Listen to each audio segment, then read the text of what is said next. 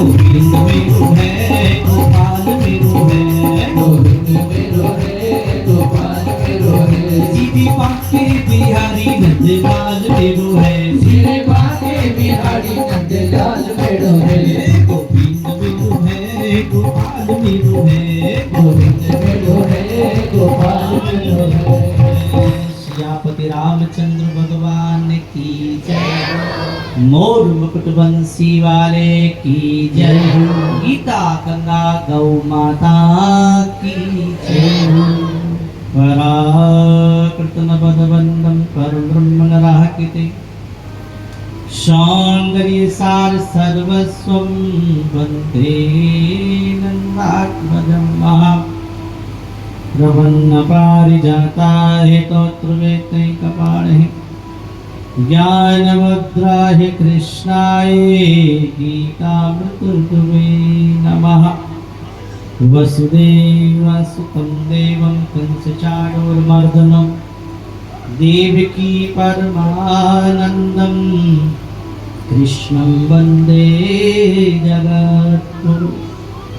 वंशी विभूषितकरान्नवनीरदावहत्, पीताम्बरादरुणबिम्बफलाधरोष्टहत्, पूर्णैर्सुन्दरमुखादरविन्दनेत्रहत्, कृष्णात् परं किमपि तत्त्वमहं न जानामि।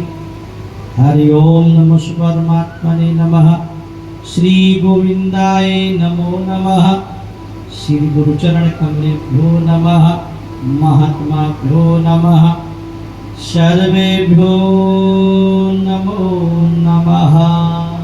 नारायण नारायण नारायण। तो देखो बहुत ही शुभ बात है कि अपने गांव गोसाइना में हमारे संत श्री गोविंदा जी के मुख से और भागवत कथा की अमृत वर्षा हो रही है। कथा जो है ना, कथा भागवत कथा, राम कथा, भगवान की जो कथा है ये भ्रम को मिटाती है और भगवान की लीला जो है ना वो जीव को भ्रमित कर देती है। अब देखो बात आती है भागवत में कि भगवान श्री कृष्ण जब वो ग्वालों के साथ भोजन करते हैं तो ब्रह्मा जी परीक्षा करते हैं, क्योंकि भगवान ग्वालों का जूठा खा लेते हैं।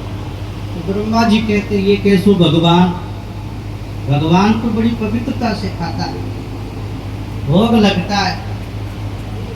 ये छोटे छोटे बालक हीरो के बच्चे जिनका हाथ धुलाना, मुंह धुला, जिनके हाथ पर भी गंदगी लगी है, ऐसी जूठन गंदगी खाने वाला गंदे हाथों से कोई भगवान हो सकता है? तो उन्हें भ्रम हो गया कि ये भगवान है, ये तो कोई साधारण बच्चा है। राम कथा में बात आती है कि जब भगवान श्री राम को, लक्ष्मण को, और क्या हुआ कि मेघनाद ने राम जी को नागपाश से बांध दियो। समझ में आ रही है कि नागपाश से बांध दियो। तो उनको छुड़ाने के लिए हनुमान जी गरुड़ जी को लेके आए और गरुड़ जी ने आकर के राम जी को उनका नागपाश काट दिया। तो उनके गरुड़ जी के मन में भ्रम हो गया कि ये कैसा भगवान जिसे मैं मुक्त कर रहा हूं वो किसी को क्या मुक्त करेगा? ये भगवान है कि इंसान है, क्या है? अब उनके गरुड़ जी के मन में भ्रम हो गया। रास्ते में चले तो भगवान शंकर मिले और भगवान शंकर ने कहा कि चलते ज्ञान नहीं दिया जाता, ज्ञान बैठ के दिया जाता और बैठ के ही दिया जाता। और पक्षी की भाषा पक्षी बढ़िया समझता। हे गरुड़ जी, तुम्हें भ्रम हुआ है भगवान की लीला में, तो आप राम कथा सुनो। तुम्हें राम कथा सुनने के लिए काकभूषण जी के पास जाना। तब गरुड़ जी महाराज काकभूषण जी के पास आए और राम कथा सुनी, शुरू से लेकर पूरी राम कथा सुनी। तो उनका सारा भ्रम दूर हो गया और उन्हें पता लग गया कि ये परमात्मा है, भगवान है, ब्रह्म है, राम परमात्मा है। इसलिए मैं कहना चाहूंगा कि भगवान की जो लीला है बड़ी अद्भुत है। बड़े बड़े ब्रह्मा जैसे ज्ञानी, बड़े बड़े ऋषि मुनि महात्मा और भगवान की लीला में भ्रमित हो जाते हैं, तो अपने छोटे छोटे जीव संसारी लोग अगर भ्रमित हो जाए तो कौन बड़ी बात है। और आजकल के कुछ पढ़े लिखे लोग ये कह देते राम पे भगवान थोड़ी थे, कृष्ण पे भगवान थोड़ी थे, ये तो एक राजा के बेटा थे, एक राजकुमार थे, एक योगी थे। राम भगवान का ज्ञान किसको हो सकता है? ये ताश खेलनी आदमी, और मतमान खाने को देखो कथा सुनने वाले दारू पीनी आदमी, बात बनावे महाराज, चार आदमी के बीच बैठ के कहते कि राम भगवान नहीं है, तो क्या उनकी बात माननी होगी? कई बार तो लोग ऐसे भी हो गए हैं कि राम को कल्पित बता देते। ये अज्ञान पना है। जब सती को ही भ्रम हो सकता है, भगवान की लीला में तो हमारी कौन बड़ी बात है। कई बार तो मंदिर में शिवलिंग की पूजा करते हैं हम लोग, शिव जी पे जल चढ़ाते। शिवलिंग का मतलब वो लिंग से नहीं, इंद्रियों से नहीं है। शिवलिंग का माने प्रतीक से है, ये शिव का प्रतीक है, उससे है।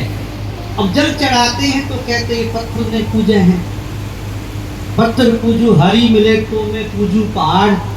पत्थर पूजने से अगर भगवान मिलते हो तो हम तो पहाड़ ही पूज रहे। लेकिन एक बात बताओ माताओं थे, मंदिर तो कभी जाओ ही हो, कभी बोली जाओ मंदिर में थे, जाओ हो भैया, थे भी कभी कभी जाते हो कि भगवान के मंदिर में, हनुमान जी के, राम जी के, कृष्ण भगवान के मंदिर में, तो आप पूजा करते हो तो क्या जाके मंदिर में क्या कहते हो? ये कहते हो कि हे अमुक पहाड़ की मूर्ति मेरी मनोकामना पूरी करियो, ऐ कहो के नहीं। हम क्या कहते? हे हनुमान जी, हे गणेश जी, हे राम जी, हे कृष्ण कन्हैया। भावना में कौन आ रहे? पत्थर है कि मूर्ति के भगवान? पत्थर होगा पहाड़ में, मूर्ति होगी दुकान में, मंदिर में भगवान होते। और एक बात सोचने की यह है कि बताओ कण-कण में भगवान है कि नहीं? कौन कौन मानता है कि कण-कण में भगवान है? जब कण-कण में भगवान है तो मूर्ति में क्यों नहीं है भगवान? जब कण-कण में भगवान है तो मूर्ति में भी भगवान है। संतों ने तो कहा है कि जल्दे जल्दे में झांकी है भगवान की, किसी सूझ वाली आंख ने पहचान की। जल्दे जल्दे में कण-कण में परमात्मा समाया है। सुई की तीखी नोक टिके इतनी जगह भी परमात्मा से खाली नहीं। जहां हम बैठे वहीं परमात्मा है। लेकिन भैया पानी सब जगह होता है, लेकिन पानी सब जगह पिया नहीं जाता है। पानी कुएं पर ही पिया जाता है या नल में पिया जाता है। ऐसी भगवान तो सब जगह है, कण-कण में समाया जाया है, लेकिन परमात्मा का उपासना भजन केवल महाराज का होता है, मंदिर में बैठ के होता है, क्योंकि वो एक भगवान की उपासना का स्थान है। इस विषय में एक बात और मैं कहना चाहूंगा कि एक हमारे संत में बहुत बड़े संत, राष्ट्रीय अंतरराष्ट्रीय संत, जिनका नाम था विवेकानंद जी महाराज। कई बार वो विदेश में जाते थे। एक बार विदेश में जब गए तो एक बादशाह से मिलने गए। बादशाह को मिले नहीं, उनके वजीर मिल गए।